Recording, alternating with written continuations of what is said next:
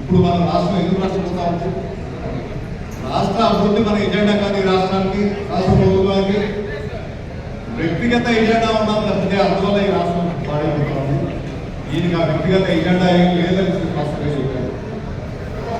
అవి ఉదాహరణ కూడా చెప్పాను నేను. ఎందుకు వ్యక్తిగత ఎజెండా లేదని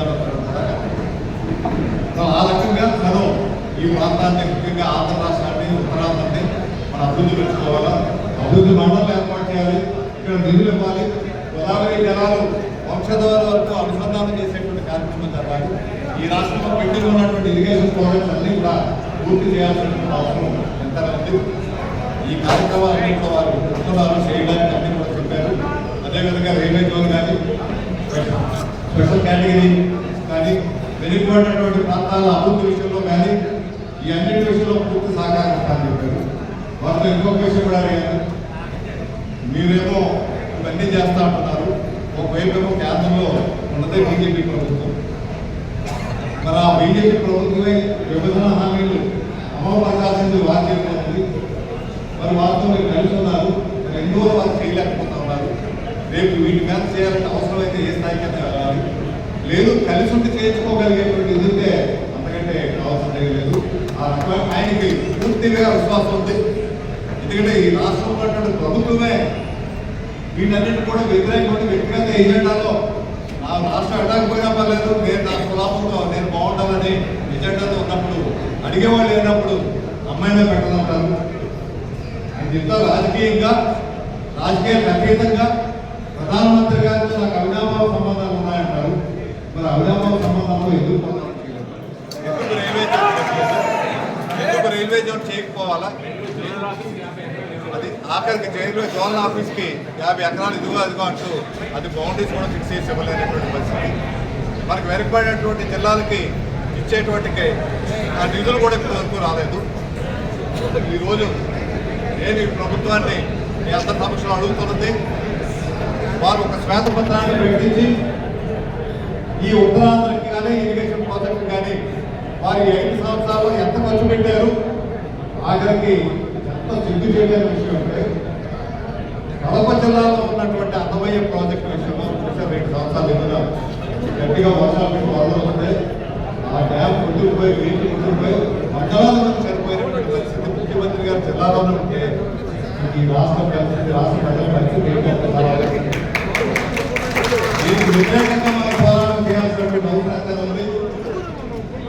అందు గురించి ఇంట్లో తిరగాల్సినటువంటి అవసరం వచ్చింది. ఇవన్నీ కూడా మనం సాధించుకోవాల్సినటువంటి అవసరం ఎంత ఉంది.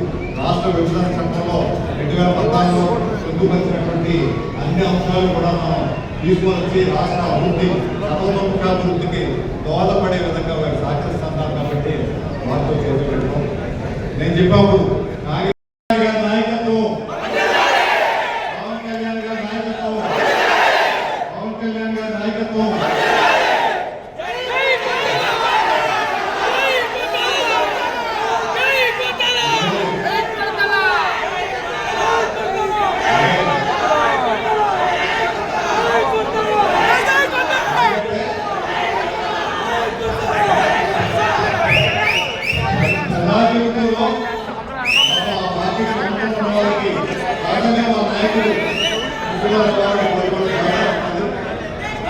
అవన్నీ కూడా ఆలోచించలేదు. ఇప్పుడు ఉన్నటువంటి పరిస్థితుల్లో ప్రజాస్వామ్యాన్ని కాపాడడం ముఖ్యమైన బాధ్యత. మన పదవులు కాదు. ఇది నమ్మి అన్కండిషనల్ గా ఎటువంటి కండిషన్స్ పెట్టుకోలేదు, ఎటువంటి గైడెన్స్ లేవు. అన్కండిషనల్ గా వారు మద్దతు ప్రకటించడం అది చాలా పెద్ద వ్యక్తిత్వం. మనిషి కొత్తగా రాజకీయాలు వ్యక్తిత్వం బట్టు చాలా ఉన్నత స్థాయికి వెళ్ళారు. కాబట్టి ఆయన ఇటువంటి త్యాగం ప్రజా జీవితంలో ఇంకొకసారి వారి తత్వం కూడా పూర్ణప్రాయంగా వదిలిపెట్టగలిగే శక్తి, ఆత్మస్థైర్యం ఉన్నప్పుడే మనం ప్రభుత్వం పోరాటం చేయగలుగుతామని అందుకున్నామని ప్రజల కోసం పోరాటం చేసేటువంటి వ్యక్తిత్వం. కాబట్టి మా ఇద్దరికి ఈ 2 విషయాల్లో కలిసాయి. కాబట్టి చాలా స్వాభావికంగా ఉంది. అందువల్లే ఇందులో కలగడానికి నేను కూడా పూర్తిగా ఇష్టపడతా ఉన్నాను.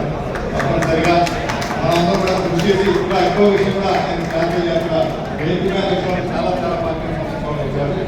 వారు వచ్చి ఆత్మీయంగా వారి సూచనలు సలహాలు ఇవ్వడానికి వచ్చారు. కానీ దయచేసి వారిని ఈ పార్టీ వ్యక్తిగతంగా వారి ఇష్ట ప్రకారంగా వారు ఏం నిర్ణయం తీసుకున్నారో వారు తీసుకున్నారు. ఎందుకంటే మా ప్రభుత్వ పార్టీగా ఉన్నారు కాబట్టి వాళ్ళు వచ్చారు. వచ్చి ప్రజాస్వామ్యంలో రాజకీయంలో ఉండాలి, ప్రజాజీవితంలో ఉండాలని చెప్పడానికే వచ్చారు. అందులో ఎలాంటి ఉంటాయి అదే మన నాగేష్ వచ్చారు అన్నాడు. బీజేపీ మొత్తం నాయకులు మనం ఏ నిర్ణయం తీసుకుంటాం